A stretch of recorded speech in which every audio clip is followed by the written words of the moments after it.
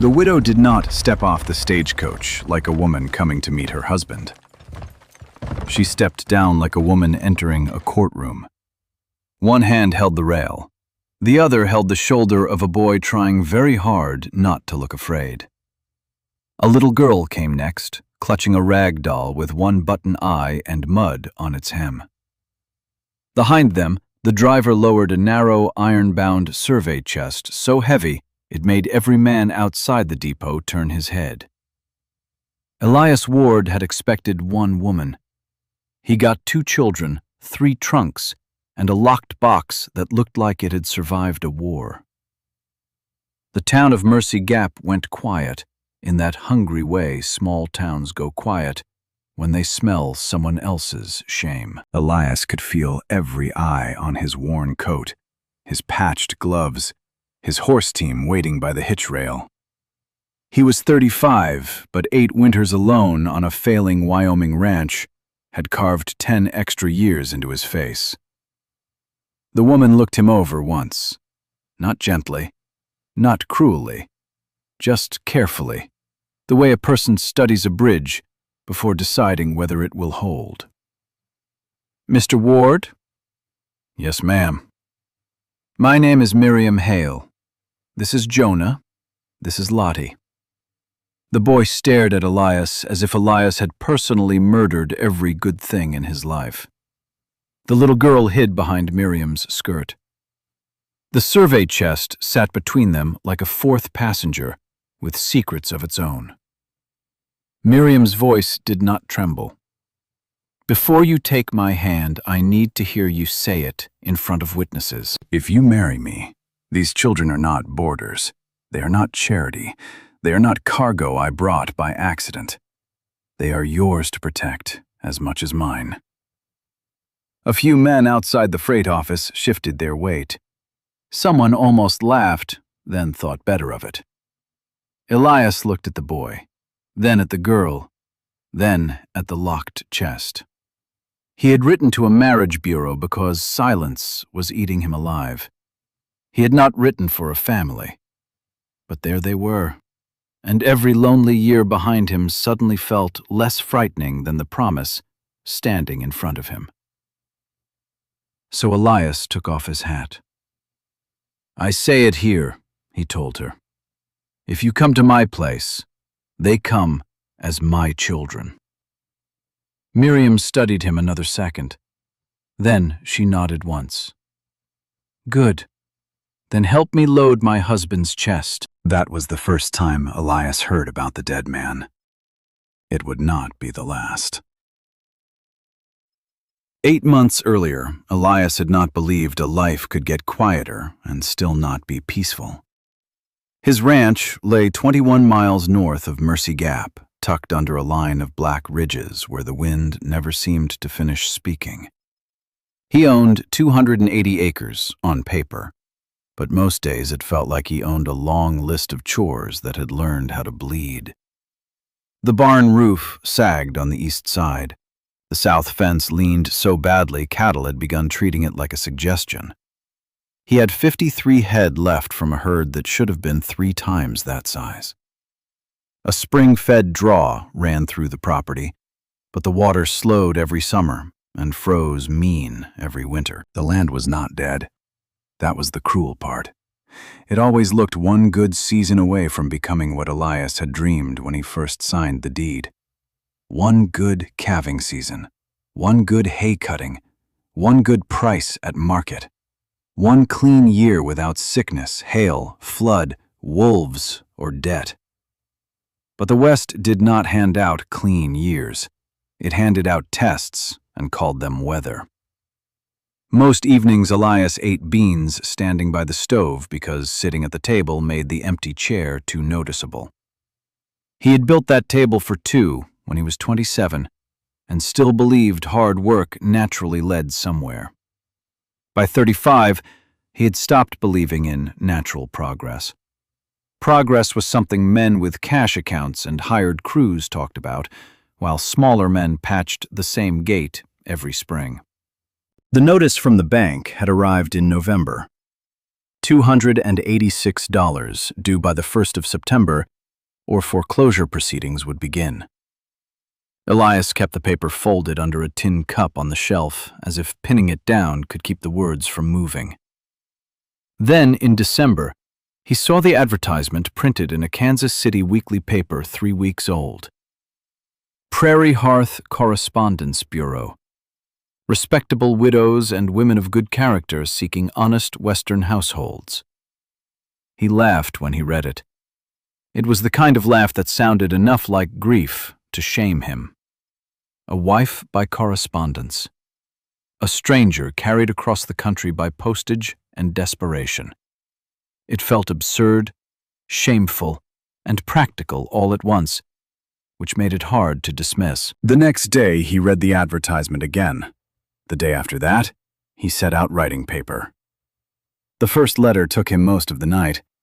He did not claim to be prosperous. He did not claim the ranch was pretty. He wrote that he had land, work, a roof that held except in crosswind rain, and a life too silent for one man to keep carrying without damage. He wrote that he wanted a partner, not a servant. He wrote that he was not easy with speech, but kept his word. When he sealed the envelope, his hands shook. 5 weeks passed. Then the reply came from St. Joseph, Missouri, routed through the bureau and written in a firm, slanted hand. Mr. Ward, I am 32 years old. I have been widowed 2 years. My husband, Samuel Hale, worked as a surveyor until fever took him and left more debts than wages. I have 2 children, Jonah, 10, and Lottie, 6. I can cook, sew, keep accounts, read a property description, clean a wound, mend a harness badly enough to last until morning, and work harder than a polite woman is supposed to admit. I'm not looking for poetry. I'm looking for a home my children cannot be pushed out of. I will consider marriage on one condition. If I come west, you accept my children publicly and privately, not as burdens, not as temporary guests, as family. If that is too much, do not answer. Miriam Hale. Elias read the letter until the paper softened at the folds. A widow with children. Not what he expected. But the sentence that held him was not about marriage. It was about a home her children could not be pushed out of. Elias knew that feeling, though he had no children of his own. He knew what it meant to live where every bill, every winter, every richer neighbor looked at you as if your place in the world was temporary. He answered before courage had time to drain away. Mrs. Hale, I cannot promise I will know how to be a father. I cannot promise comfort. My ranch is hard country, and I am still learning how not to lose it. But if you come, I will claim Jonah and Lottie as mine before any person who asks, and I will not let them be treated as baggage. That is my word. Elias Ward. By April, the telegram arrived. Miriam Hale and children would reach Mercy Gap on the 15th. Elias spent the 11 days before her arrival trying to make a bachelor's failure look less like a verdict. He scrubbed the floor until old gray boards showed their grain. He repaired the stovepipe. He built a loft bed for the children, low enough that Lottie could climb into it, but high enough to make Jonah feel he had a territory of his own. He bought a sack of flour, a comb, 3 tin cups, and a length of blue cotton, because the storekeeper's wife told him homes needed color, even when men did not understand why. The night before the stage came, Elias lay awake listening to coyotes yip beyond the ridge. By noon the next day, he was standing outside the depot with all of Mercy Gap, pretending not to watch. Then the stage arrived. Then Miriam stepped down. Then the children. Then the survey chest. The ride back to the ranch took 4 hours. Miriam sat beside Elias on the wagon bench, with Lottie pressed against her side. Jonah sat stiff among the trunks, one hand resting on the survey chest. The boy watched the country pass with the suspicion of someone who had already learned that new places could be traps wearing fresh names. Elias tried to point things out. "That ridge marks the north boundary." No answer. "Creek usually runs high in May." Miriam looked toward the draw. "Usually?" "Unless the thaw comes wrong." She nodded as if filing that under necessary risks. When the ranch came into view, Elias wished it would hide behind the hill a little longer. The cabin looked smaller than he remembered. The barn leaned more noticeably. The yard held mud, broken wagon parts, and 3 years of deferred repairs pretending to be practical storage. "It's rougher than a letter can make plain," he said. Miriam studied the place. "So was mine, after Samuel died." That was all. No complaint. No theatrical disappointment. She climbed down, helped Lottie, and pointed Jonah toward a trunk. "We unload before dark." Inside, she took inventory without asking permission. Stove, table, bed, loft, shelves, windows, water bucket, flour bin. 2 blankets too thin for Wyoming. A man who had survived alone, but not exactly lived. "Where do you sleep?" she asked. Elias felt heat climb his neck. "I can take the barn until you feel settled."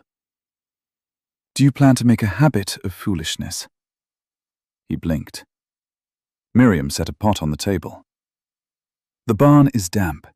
You will get sick, and then I will have 3 children instead of 2. We married by agreement. We can sleep under one roof like adults and decide the rest with patience." Jonah made a sound that was almost a snort. Miriam looked at him. "Something amusing?" "No, ma'am." "Then carry bedding."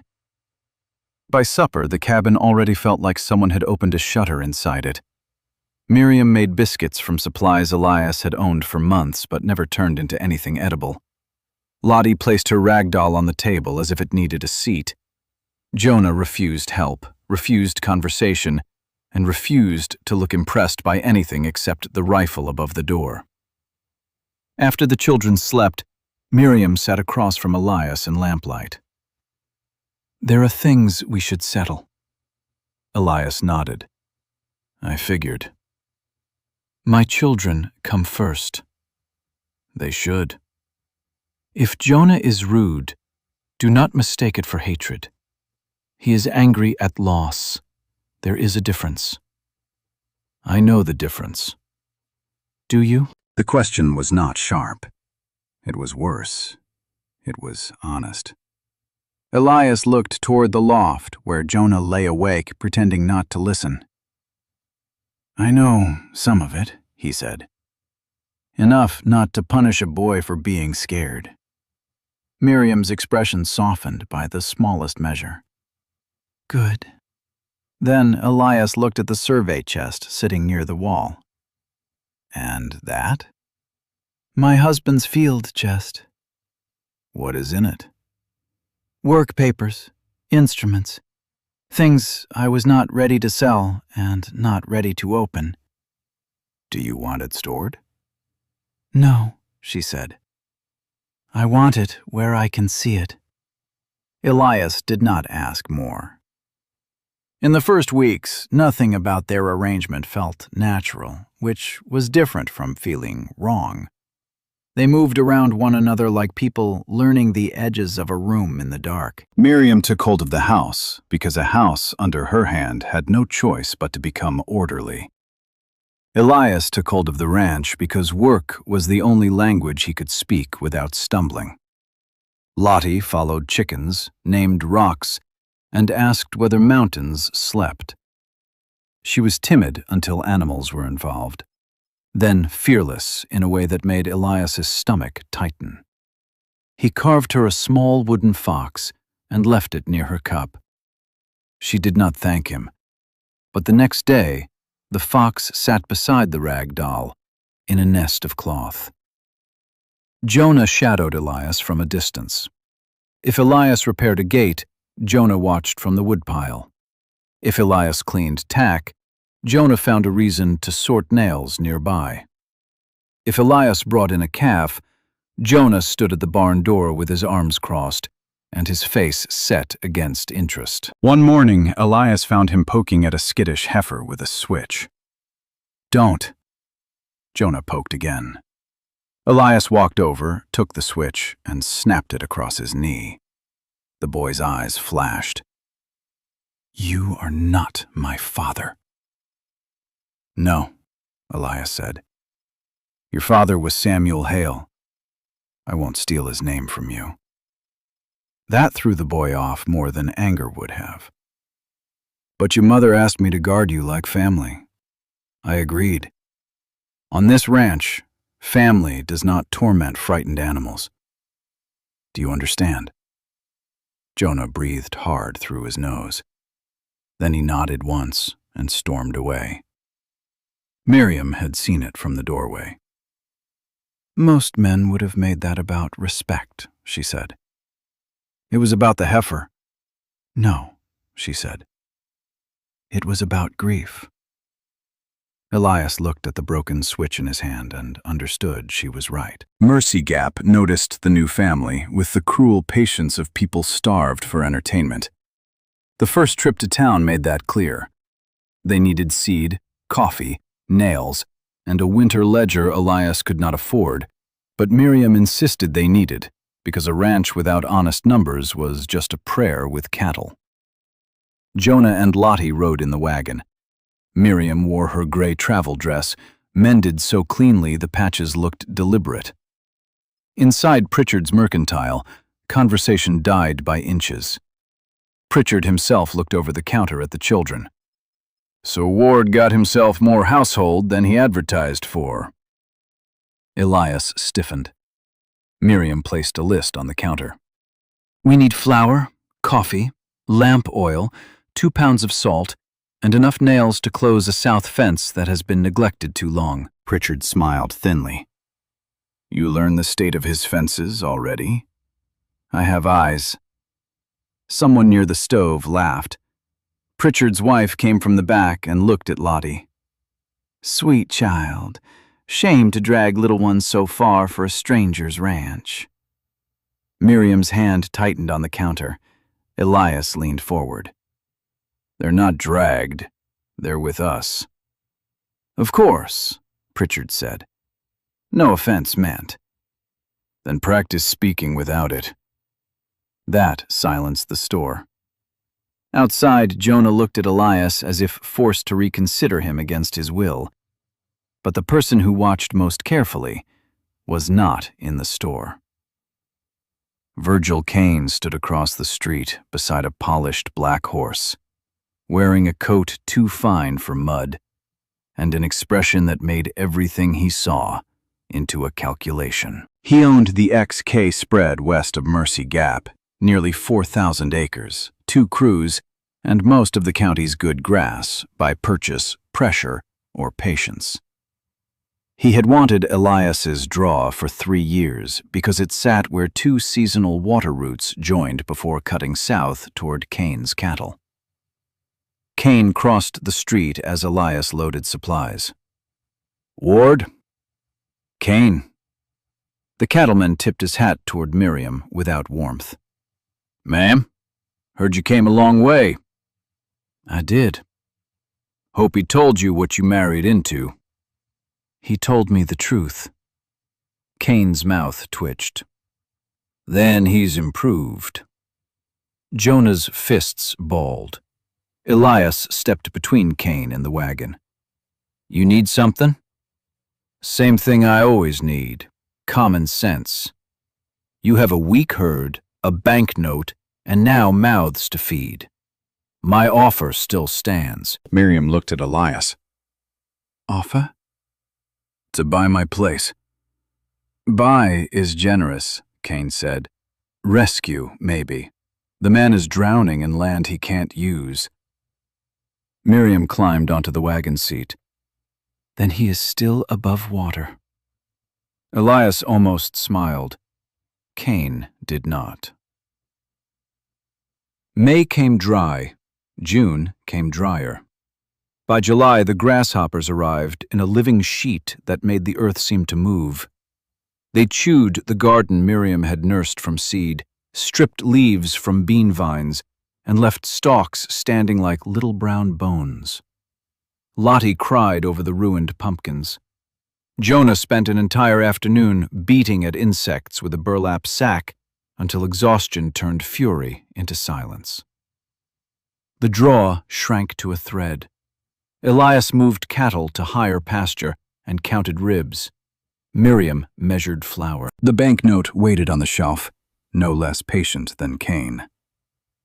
At night, she opened the household ledger and showed Elias numbers he had avoided, because numbers did not care how tired a man was. "If we sell 20 head at bad prices," she said, "we cover feed and part of the September payment." "Part?" "Yes." "How much short?" $109. The number sat between them. Jonah, supposedly asleep, turned in the loft. Miriam closed the ledger gently. "We need another route." "There isn't one." "That is usually what people say before they find the ugly one." The ugly route arrived 2 days later in a cloud of dust. Virgil Kane rode in with 2 men behind him. He did not dismount. "Grasshoppers are not sentimental," he said. "They do not care about brave widows or stubborn fools. Sell before September, Ward. I will give you a fair price." "Your version of fair?" "My version of cash." Miriam came from the cabin with sleeves rolled, hair pinned badly after a morning hauling water. "We are not selling." Kane looked down at her. "You don't understand this country." "I understand men who mistake money for prophecy." One of Kane's riders laughed before he could stop himself. Kane's eyes hardened. "Careful, Mrs. Ward. Pride makes expensive meals. So does cruelty." The rider stopped laughing. Kane leaned over the saddle horn. "There are water questions coming. Old rights, new surveys. Boundaries men like your husband never bothered to understand. When the county decides who controls that draw, you may find your little ranch has less water than you think." Elias felt the warning beneath the words. "What did you file?" Kane smiled. "Nothing dishonest." That was answer enough.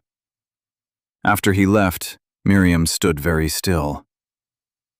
"Samuel used to say the most dangerous thefts are the ones written in clean ink." Elias looked toward the locked field chest. "Do you think his papers could help?" Her face closed. "I don't know." "Then maybe we should look." "No." It came too fast. Elias waited. Miriam pressed her palms against her apron. "That chest is the last place in my life where he is not entirely gone. If I open it and find nothing useful, then it becomes just another box of dead paper." Elias understood more than he wanted to. "Then we wait." "You think that is foolish?" "I think grief keeps its own calendar." For the first time, Miriam looked at him not as a bargain, not as a problem to solve, but as a man standing near the right answer without knowing how he reached it. "Thank you." The harassment began the next week. A gate left open at night, 6 cattle scattered into rocky country, a harness strap cut clean through, a salt block fouled with kerosene. Nothing provable, nothing large enough to bring a marshal from 2 days away. Just enough to steal hours, weaken animals, and remind Elias how exposed one small ranch could be. Elias rode to Kane's place after the salt block and found him watching men brand cabs. "Keep your hands off my property." Kane did not look away from the branding fire. "You should buy better salt. I know what you're doing." Knowing is cheap. Proving costs money. Elias's hand moved before thought caught it, but one of Kane's riders shifted close enough to remind him that anger alone was not a weapon. Kane finally turned. "You built a house on a losing position, Ward. Now you have a wife and children standing on it with you. The merciful thing is to step aside before the ground gives way." Elias rode home with rage burning holes in his chest. Miriam listened, then did something Elias would never have done. She started visiting neighbors. Not socially. Strategically. She rode to Nell Harper, a widow whose well had gone sour after she refused Kane's offer. She spoke to Amos Dre, the blacksmith who had lost grazing access after a county line was corrected in Kane's favor. She found Milo and Sarah Finch, young homesteaders whose irrigation ditch had been blocked by a crew that claimed they were repairing a road. By Sunday, 6 households gathered in Amos Dre's forge after church. Elias stood near the door, uncomfortable with that many people in one room. Miriam stood beside the anvil. "Each of us has been treated like an isolated inconvenience," she said. "That is why he wins. He can outweight one hungry family. He can frighten one widow. He can outspend one rancher. But he cannot easily erase 6 accounts if we write them down, date them, and keep copies." Nell Harper crossed her arms. "Paper does not stop a torch." "No," Miriam said, "but witnesses make the man holding the torch less comfortable." Amos grunted. "And if he does it anyway, then we know whose fence to watch next." It was not a grand plan, it was barely a plan at all, but men and women who had been enduring alone began, for the first time, to compare injuries. Dates aligned, threats echoed. Kane's methods developed a shape. They formed a watch. They called it nothing because naming it would make it sound foolish, but it worked. Riders passing near each other's land, shared records, extra eyes near vulnerable gates, a promise that if smoke rose, nobody fought fire alone. The first test came 3 nights later. Lottie woke screaming. At first Elias thought it was a dream, but then he smelled smoke. He bolted upright. Miriam was already moving. Outside, orange light flickered near the hay shed. Elias ran barefoot over cold dirt with a bucket in each hand.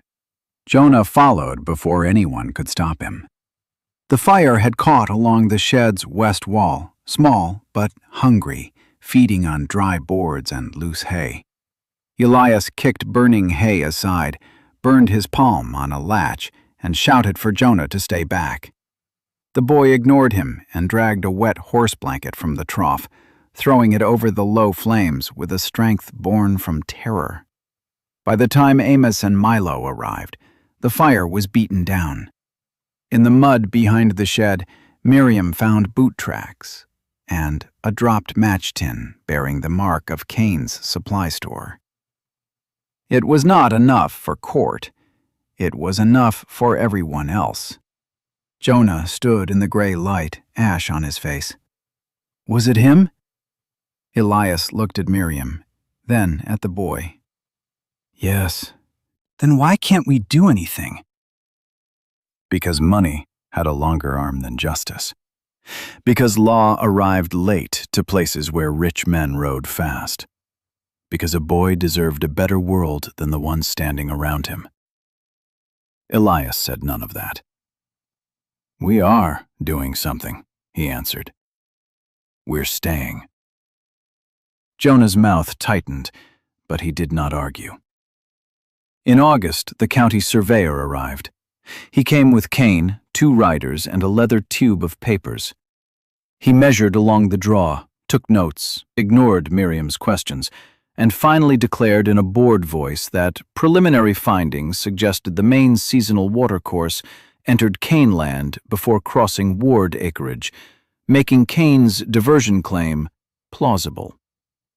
"Plausible enough to cut us off?" Miriam asked. "Plausible enough to review." "With whose map?" The surveyor frowned.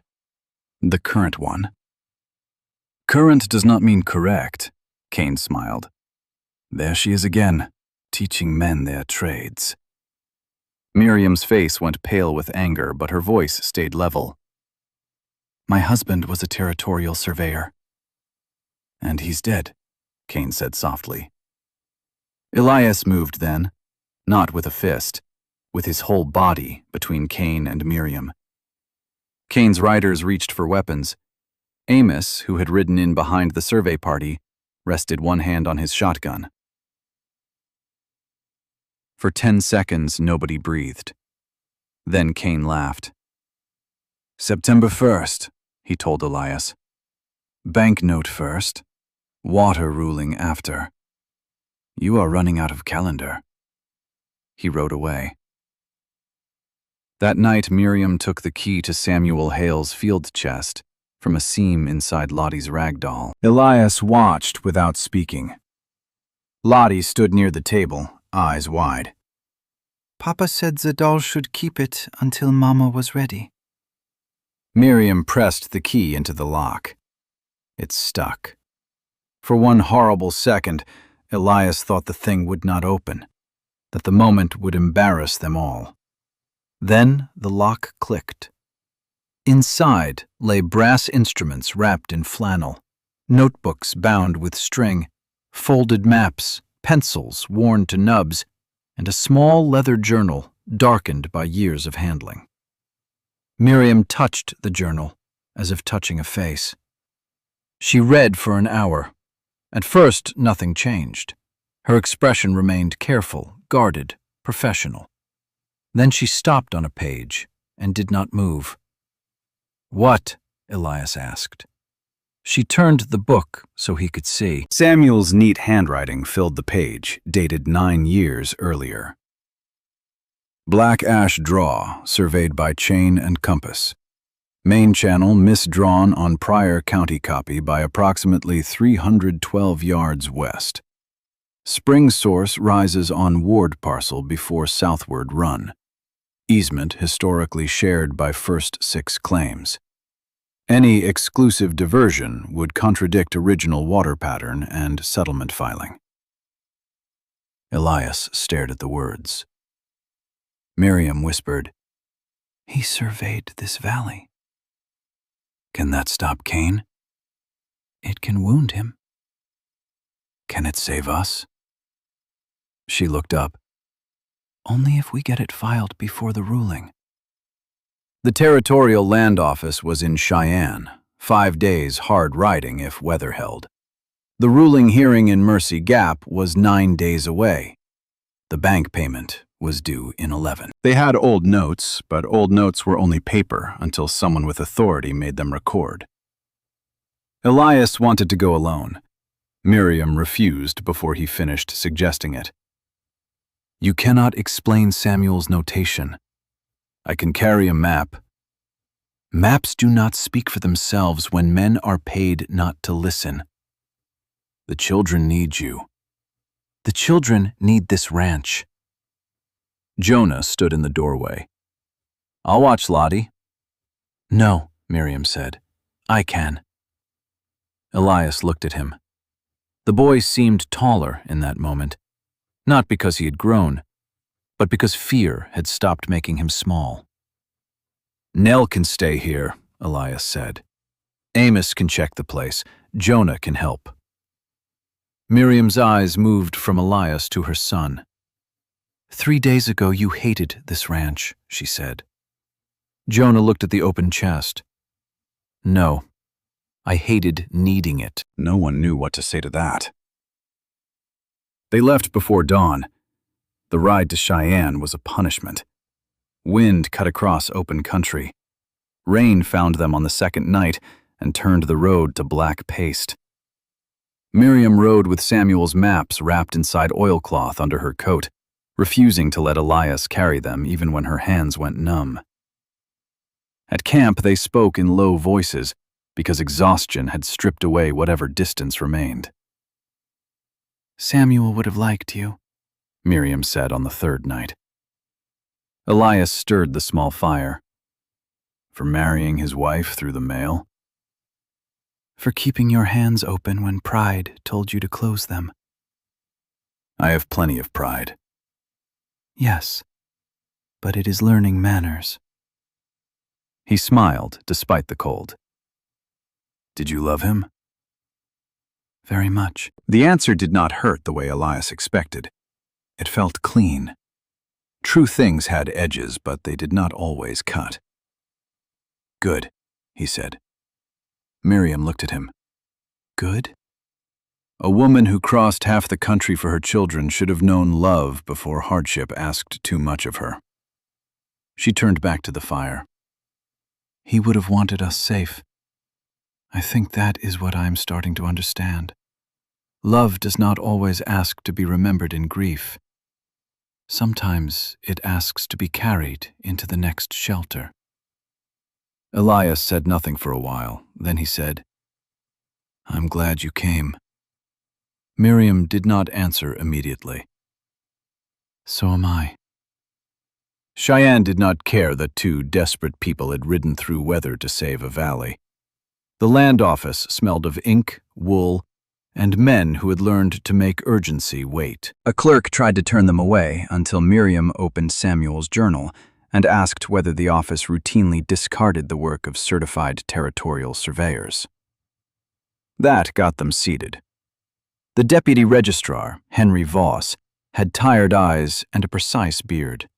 He examined the maps slowly, too slowly for Elias's nerves.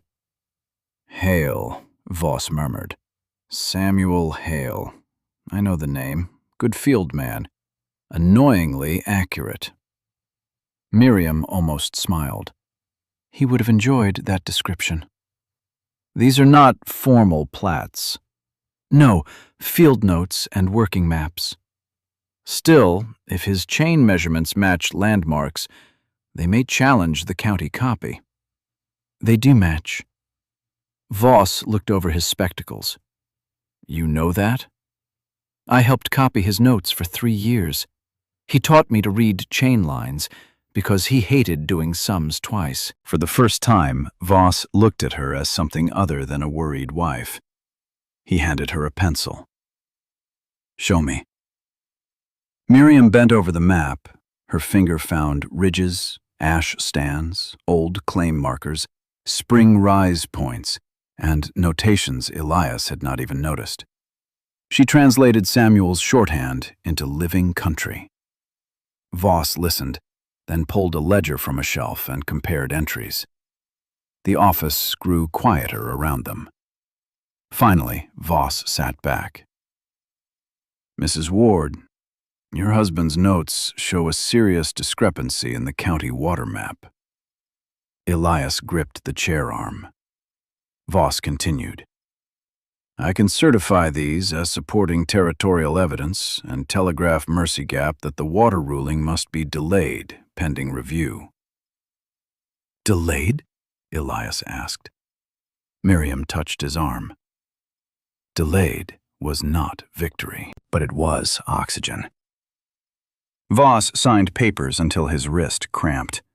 They left Cheyenne with certified copies, a telegram sent ahead, and the first official document Elias had ever held that seemed to favor a poor man over a rich one. They reached home 6 days later to find the ranch still standing. Lottie flew into Miriam's arms. Jonah walked to Elias, stopped as if remembering himself, then hugged him quickly and fiercely before stepping back with a scowl. Nell saw Kane's men near the east fence, he reported. Amos scared them off. I kept the cabs penned. Lottie fed the chickens too much. I did not, Lottie protested. You did. They walked sleepy. Elias looked at Jonah. You held the place. Jonah shrugged. Somebody had to. Miriam watched them both and said nothing, but her eyes shone. The bank deadline came before the final water decision. Elias had sold 14 cattle, 2 spare saddles, and the small brass stove he had inherited from his mother. The watch neighbors loaned what they could. Amos gave $12 in silver. Nell gave 8 and a jar of peaches, because bad news should have something sweet beside it. Milo and Sarah gave 9, apologizing as if $9 from near-broke people were not a miracle. They were still $22 short. Elias rode to Mercy Gap with Miriam anyway. Banker Calder received them with the expression of a man who admired effort only after it became payment. "I have $264, Elias said. "The certified water review is pending. Once the draw is confirmed, the ranch value holds. Give me 60 days. Calder tapped the note. "The agreement says 286. "The agreement was written before Kane tried to steal my water on a false map." "Allegedly." Miriam placed the territorial papers on his desk. "Officially delayed." Calder read them, then read them again. His expression changed, not kindly, pragmatically. "A ranch with confirmed spring rights is worth more than a dry one," he said. "Yes," Miriam said. "And if Kane's claim fails, several surrounding parcels become less vulnerable." "Yes." Calder folded his hands. 30 days. Bring the remaining 22 with a $6 penalty." Elias felt Miriam's fingers brush his, hidden below the desk. "We accept," he said. Outside the bank, she exhaled for what seemed like the first time all day. "We did not win." "No," Elias said. "But we did not lose." "That is beginning to feel like our family motto." He laughed then, surprising them both. 2 days later, the hayshed burned again. This time, Kane's men chose the wrong night. Jonah had taken to sleeping light, and Amos had been passing on watch. They caught one rider near the shed with oiled rags in his saddlebag. The man ran. Amos fired over his head. Elias tackled him in the mud beside the trough. By dawn, half the valley had seen the rags, the hoof tracks, and the brand on the man's horse. The man said nothing until Miriam looked at him and spoke very softly. "Virgil Kane will not hang for you. He will call you a thief and buy another man by supper." That was when the rider began to talk. Not enough for a hanging. Enough for a warrant. Enough for the marshal, when dragged in by signed statements from 6 households and a certified territorial water delay, to stop treating Kane's troubles as neighborly squabbles. The hearing in Mercy Gap became the biggest event the town had seen since the church roof collapsed under wet snow. Kane arrived confident, not smiling. He was too disciplined for that. But confident in the way men are when they believe the room has always belonged to them. The county surveyor presented his map first. Clean lines, fresh ink, fine paper. Then Miriam laid Samuel Hale's field ledger on the table. The room shifted. Old paper did not look powerful. It looked fragile. It looked like something a careless hand could tear. But as Miriam spoke, the fragile thing became a blade. She showed the ash stand marked before 3 trees had fallen. She showed the spring rise notation. She showed chain lengths, witness rocks, original claim sequence, and the mistake that had moved the watercourse on Kane's copy far enough to change ownership. Voss's certified letter was read aloud. The marshal listened. The banker listened. The same townspeople who had whispered when Miriam arrived now leaned forward, as if her words were money being counted. Kane interrupted once. That woman is not a surveyor. Miriam looked at him. No, I am the widow of one. And unlike your paid man, I can read what an honest surveyor wrote. A sound moved through the room. Not laughter. Recognition. The county surveyor began sweating before the questions ended. Under pressure, he admitted he had relied on a copied map provided by Kane's office. He had not walked the entire original channel. He had not checked the spring rise. He had not reviewed old territorial notes. By sunset, the water ruling was suspended. Kane's diversion claim rejected, pending correction. And the marshal had taken statements about arson, property damage, and intimidation. Kane did not go to prison that day. Men with money rarely fell that fast. But his certainty broke in public. And for a man like Virgil Kane, public uncertainty was a kind of bleeding. On the wagon ride home, Jonah sat beside Elias. After nearly an hour, the boy said, "He looked smaller." "Kane?" "Yes." "Power does that when enough people stop kneeling to it." Jonah thought about that. "My father would have liked today." "I hope so." "He would have liked Mama making that surveyor look like a fool." Elias smiled. "Most people liked that." Jonah looked straight ahead. "He might have liked you, too." Elias kept his eyes on the road, because looking at the boy would have made the moment too large to hold. "That means a lot." "I said might." "Of course." "But I think he would." That night, after the children slept, Miriam came outside, where Elias stood by the repaired shed. The stars were sharp enough to seem nailed into the cold. "We have $22 left to find," she said. "I know." "And winter coming." "I know that too." "And Kane still breathing." "Hard to miss." She leaned against him then, not by accident, not from exhaustion, but by choice. "I was afraid when I arrived," she said. "I thought I had traded one kind of dependence for another. I thought I might spend the rest of my life trying to keep my children grateful enough not to be resented." Elias swallowed. "And now?" "Now Lottie has a wooden fox beside her doll. Jonah follows you with his eyes even when he pretends not to. This cabin smells like bread sometimes. My husband's work saved people he never met. And you stood in front of Kane without asking me to be quiet." "Seemed dangerous to ask." She laughed softly. Then she turned serious. "Elias, I do not know what name to give what we are." "Family?" "Yes. But also more." He looked at her. Miriam's hand found his. "I am not ready to forget Samuel." "I never asked you to."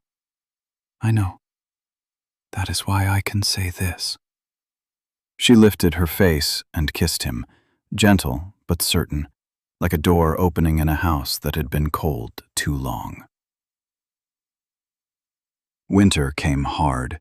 It froze water in buckets, sealed ruts into iron, and turned every morning chore into a negotiation with pain. But the ranch was not alone anymore. That made more difference than money. The watch became a cooperative because Miriam said unnamed things were easy to dismiss and named things could keep minutes.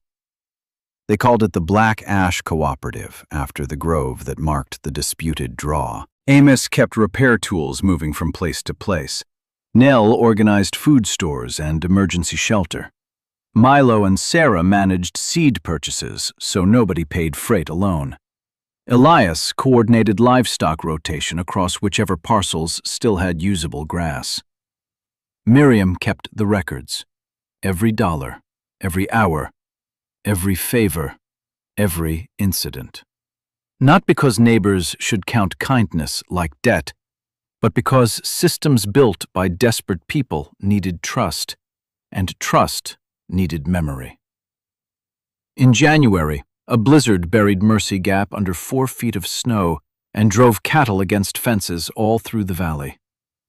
Kane's western line broke first. No one went to help him, not at first. Then Lottie asked, "If his cows die, does that make us better?" The question landed in the cabin like a dropped plate. Elias looked at Miriam. Miriam looked at Jonah.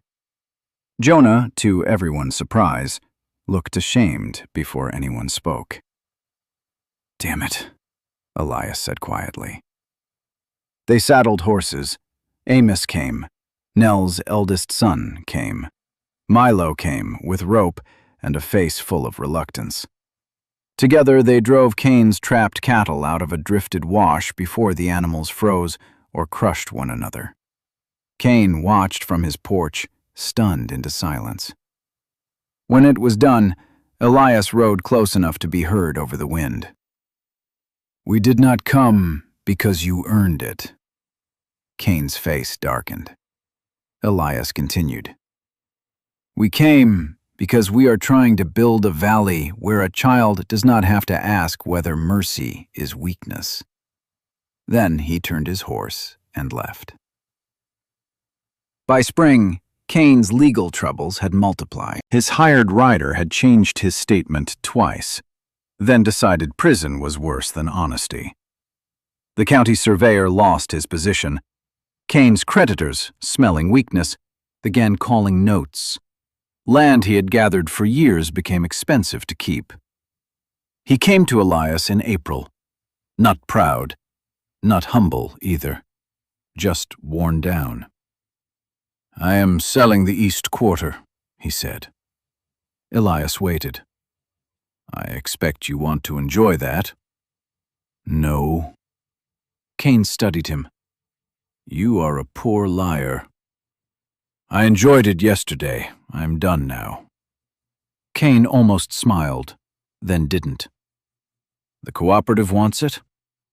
"At a fair price, yes." Fair price. Kane looked toward the draw, where new grass had begun to green the banks. "You people, and that word.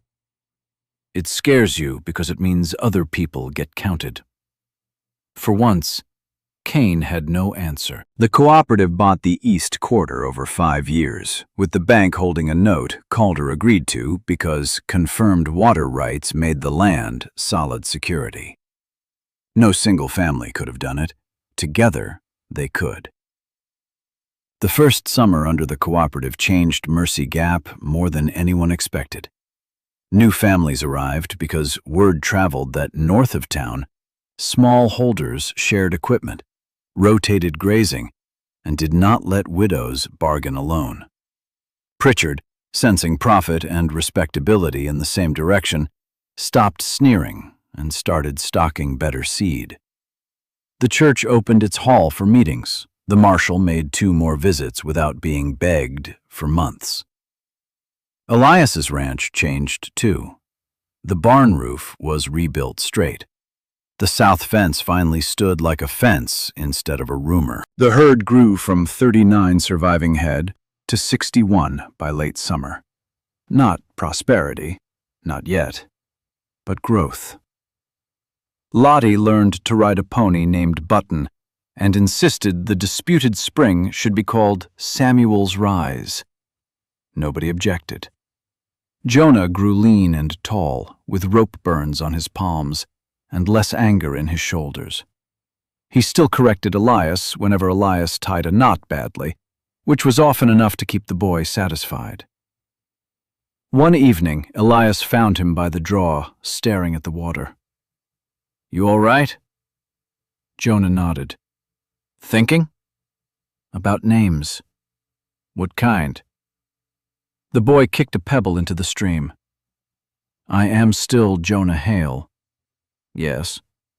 But people in town call me Jonah Ward sometimes." "They do." "I used to hate it." Elias waited. "I don't hate it now." The water moved over stones, small and steady. Jonah looked at him. Would it be wrong to be both? Elias felt the answer rise in him whole. No. A boy can carry the name he was born with, and the name of the home that helped raise him. Jonah nodded quickly, as if the matter were practical and not enough to break a man's heart open. Good. Then he handed Elias a coil of rope. Your loop is still too wide. Elias laughed. So teach me. At harvest, the cooperative held a supper at the Black Ash Grove. Tables were made from doors set across barrels. Children ran between wagons. Someone brought a fiddle. Nell Harper danced with Amos Dre and pretended not to enjoy it. Banker Calder attended long enough to eat pie and realize reputations sometimes paid better than interest. Miriam stood beside Elias as the sun lowered behind the ridge. A year earlier, she had arrived in Mercy Gap with 2 frightened children and a locked survey chest. Now Lottie was asleep in Nell's wagon, with the rag doll and wooden fox tucked under one arm. Jonah was helping Amos stack benches, pretending not to look for Elias's approval, and failing. Samuel Hale's field ledger had been placed in the cooperative office, inside a glass front cabinet Amos built from scrap oak, not as a relic, but as a reminder. Old truth had saved new people. Miriam slipped her hand into Elias's. What are you thinking? She asked. That I wrote to a marriage bureau because I wanted the cabin less quiet. And instead? Instead, I got a wife who argues with surveyors, a son who disapproves of my rope work, a daughter who names springs, a dead man whose notes saved my land, and neighbors who show up before smoke finishes rising. That sounds inconvenient. It is. She smiled. Elias looked over the grove, the people, the tables, the repaired wagons, the children who no longer acted as if hunger were listening. Beyond them, the Wyoming hills were still hard and wind-shaped. Winter would come again. Debt had not vanished. Fences would break. Men like Kane would always exist somewhere, convinced that the world belonged to whoever could buy the most of it. But Elias no longer believed survival meant standing alone until the land finally buried you. He had mistaken isolation for toughness because loneliness wore a stern face. He had thought needing people was a weakness, something the frontier punished. But the frontier had punished him most when he tried to be enough by himself. Miriam leaned against him. Do you regret it? She asked. The letter? All of it. Elias watched Jonah laugh at something Amos said. He watched Lottie turn in her sleep and clutch the wooden fox tighter. He watched neighbors share food as naturally as they once guarded pride. No, he said, not a breath of it. The wind moved through the black ash trees, carrying the smell of grass and smoke and supper. Miriam rested her head against his shoulder, and for the first time since he had come west, Elias Ward understood that a ranch was not saved by land or cattle or even water. Those things mattered, but they were not the center. A ranch became a home when people chose to belong to one another there. A valley became a community when frightened families stopped asking who deserved help and started asking who needed it. And a man became strong, not when he could endure every hardship alone, but when he finally built something worth sharing. The locked chest had opened, the water had run true, and the empty chair at Elias Ward's table was empty no longer.